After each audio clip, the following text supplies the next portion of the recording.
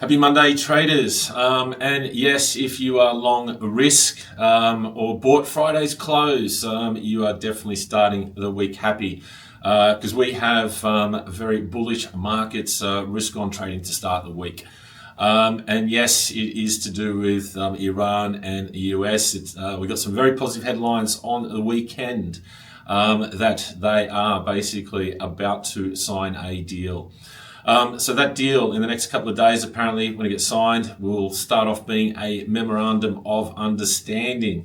And that first part of the deal will see the Strait of Hormuz open. Then the second part of the deal, and this is the main part of the deal, apparently may take anywhere between 30 and 60 days. And that will be to sort out the nuclear issue. And that is where apparently Iran will be basically giving their uranium to the US. And at that stage, Iran will get sanctions relief and also unfreezing of funds, maybe to the tune of 25 billion plus. But look, in any case, very positive developments.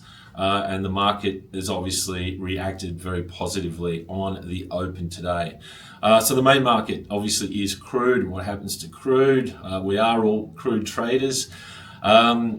Is gap lower, and it's gap lower around about 5% plus, almost down 6% in the first hour of trading. So we are trading now back in the low 90s. So look, that is a massive stress relief, obviously, for the markets.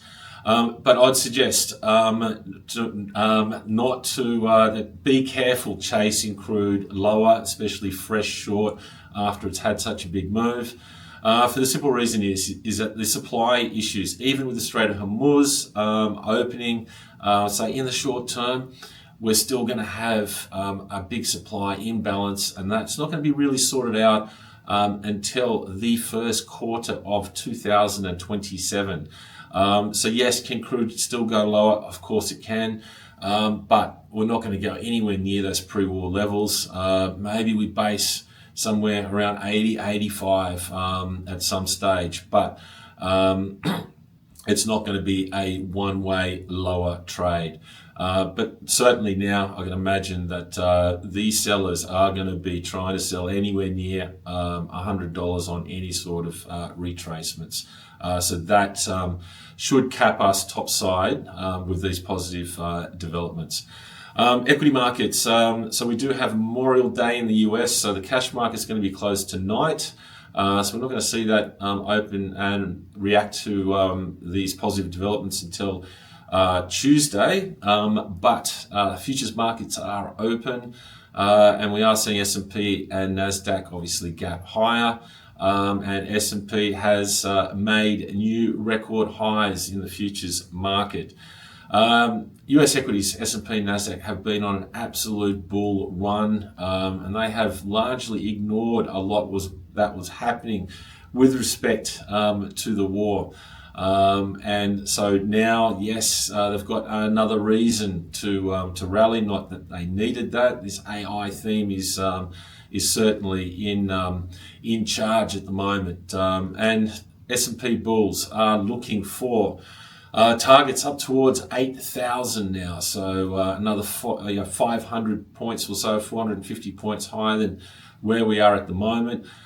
Is it realistic? Look, the way that these US equity markets have been trading, I would say that it probably is. So certainly, look, I don't think I would be trying to fade or sell into this rally because it has not paid off. Being long, buying dips has certainly been the strategy that has paid, and I'd imagine will continue to pay. So long US equities.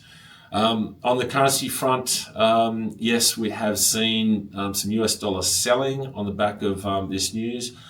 Not big moves though. We've only seen the dollar index down around about 0.3%. It's trading around about 99 even at the moment.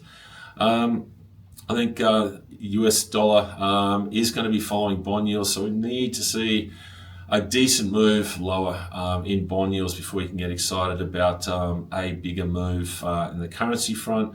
Having said that, if I was to pick a currency to trade, Aussie is a risk currency.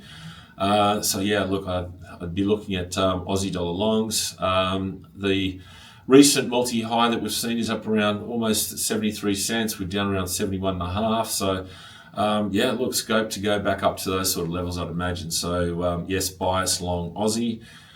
Precious metals. Look, they have traded like risk assets during this conflict between US and Iran. Obviously, with this relief and these positive headlines, we've seen precious metals also gap higher so far on the open. Silver's doing a lot better. It's up 3% plus. Gold's up almost 1.5%, pushing back up to 4,600. So it looks as if that 4,500 area is very solid support for gold. Look, the multi-month range highs has been up towards 4,800. So I suppose at some stage the bulls are going to be looking to see if they can get gold back up to those sort of levels. Okay, so the key takeaways, look, we've got risk on markets to start the week, and certainly it looks as if we'll continue to trade that way. Economic data-wise, there is a few things this week. We've got Aussie CPI data comes out Wednesday. Last month we saw that push up, spike up CPI to 4.6%. So all eyes are going to be on Aussie CPI. We've got Reserve Bank of New Zealand meeting on Wednesday as well. Obviously, with an agreement between US and Iran, that does take a lot of stress from central banks now, and maybe they can look past what's happening with crude and not raise aggressively. But in any case, interesting to see how that pans out. And then on Thursday, some important US economic data. We've got the PCE inflation data, which for April, which is the Fed's preferred inflation gauge. So some important economic data coming towards the end of the week there. Anyway, good luck with your trades, and we'll check back in with you shortly.